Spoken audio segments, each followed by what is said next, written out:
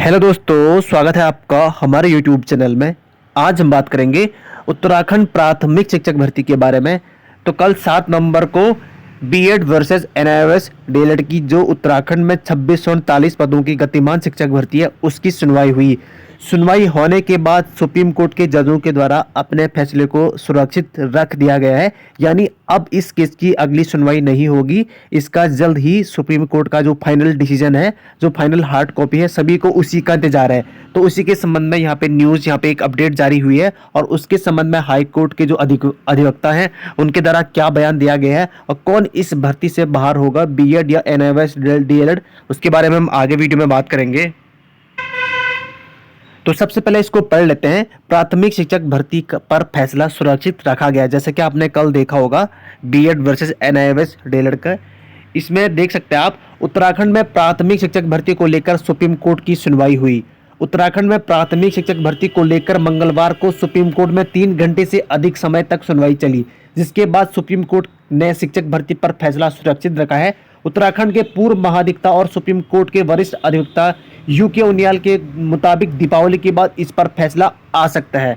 उत्तराखंड में शिक्षक भर्ती का मामला पिछले काफ़ी लंबे समय से सुप्रीम कोर्ट में है। मामला एनआईओएस से डीएलएड को शिक्षक भर्ती में शामिल करने से जुड़ा है।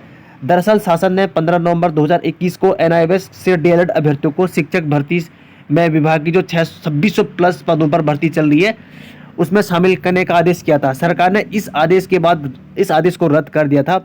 इससे नाराज अभ्यर्थी सुप्रीम कोर्ट चले गए थे, हाई कोर्ट चले गए थे। हाई कोर्ट ने इस मामले में एनआईओएस डीएलएड अभ्यर्थियों को पक्ष में फैसला दिया था।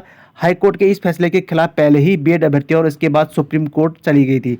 30 जून 2023 को शिक्षा सचिव रविनाथ रमन ने इस मामले में जल्द सुनवाई के लिए शिक्षा निदेशक को सुप्रीम कोर्ट में प्रार्थना पत्र देने के निर्देश दिए थे। प्रारंभिक शिक्षा निदेशक आर के उनियाल ने बताया कि मंगलवार को सुप्रीम कोर्ट में सुनवाई के बाद सुप्रीम कोर्ट ने अपने फैसले को यहाँ पे सुरक्षित रखा है। 2 लाख से अधिक अभ्यर्थियों को इंतजार। उत्तराखंड में 2 लाख से अधिक अभ्यर्थियों को इस फैसले का इंतजार है। राज्य में एनआईओएस से डीएलएड अभ्यर्थियों की संख्या लगभग 37,000 है, जबकि करीब 1.5 लाख बीएड अभ्यर्थी हैं। हर साल लगभग 650 अभ्यर्थी डायट डीएलएड कोर्स कर जिला एवं शिक्षा प्रशिक्षणों से निकल रहे हैं। तो ये उत्तराखंड का जो मामला था, ये 2648 पदों की जो गतिमान शिक्षक भर्ती है उसका मामला है। बाकी आप जानते हैं कि उत्तराखंड में लगभग 1700 के आसपास जो पद हैं वो भर चुके हैं और उसमें बीएड अभ्यर्थियों ने भी ज्वाइन किया हुआ है। लगभग 800 पदों पर वेटिंग आनी है। उस वेटिंग के नहीं आने का कारण आपका जो सुप्रीम कोर्ट का जो मैटर है बीएड वर्सेस एनआईओएस डीएलएड, वो काफ़ी लंबे समय से सुप्रीम कोर्ट में चल रहा है। तो कल उसकी सुनवाई हुई, आपने बहस की वीडियो देखी होगी। काफ़ी तथ्य सामने आ रहे हैं। कई लोग कह रहे हैं कि बीएड बाहर हो चुका है और कहीं कह रहे हैं कि एनआईओएस डीएलएड बाहर हो चुके हैं। लेकिन जो सुनवाई हुई उसमें दोनों से क्रॉस क्वेश्चनिंग की गई यहाँ पे, जो कि बीएड से भी किया गया था और एनआईओएस डीएलएड से भी किया गया था। जो बीएड के अधिवक्ता हैं उनके द्वारा बार बार कहा जा रहा था कि ये सिर्फ जो एनआईओएस डीएलएड कोर्स है वो 18 महीने का है और जो कार्यरत टीचर है ये सिर्फ उनके लिए बनाया गया था। बाकी सुप्रीम कोर्ट के जजों के द्वारा भी, जो एनआईओएस डीएलएड की वकील थी, उनके द्वारा भी यहाँ पे क्वेश्चनिंग करी गई थी। दोनों पक्षों को बहुत अच्छे तरीके से सुना गया था। काफ़ी लंबे समय तक बहस चली, आपने देखा होगा। लगभग 4-4.5 घंटे की जो बहस हुई उसके बाद जजों का ने अपने फैसले को रिजर्व रखा है, यानी अब इसकी हेयरिंग नहीं होगी।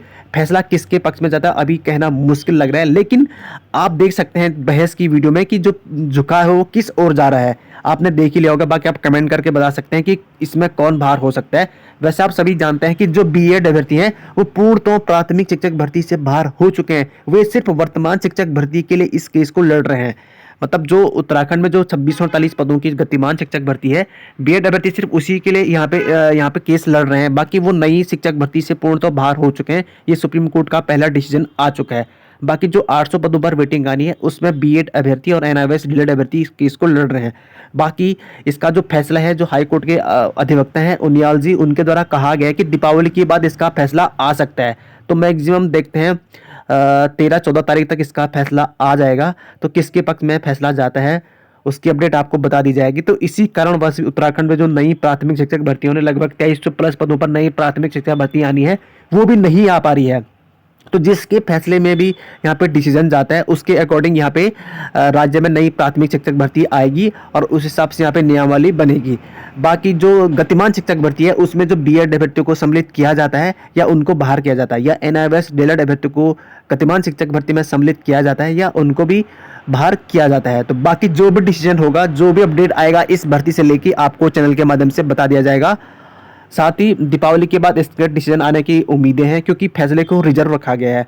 तो इसके बाद जो जजों का जो फाइनल ऑर्डर आएगी, जो फाइनल हार्ड कॉपी आएगी, उसके बाद उसमें सबको मेंशन किया होगा कि किसको किस टाइप से यहाँ पे बाहर किया गया है और किस टाइप से इसमें अंदर लिया गया, सब कुछ उसमें मेंशन करके आएगा। बाकी जो भी अपडेट होगी आपको चैनल के माध्यम से बता दिया जाएगा। धन्यवाद।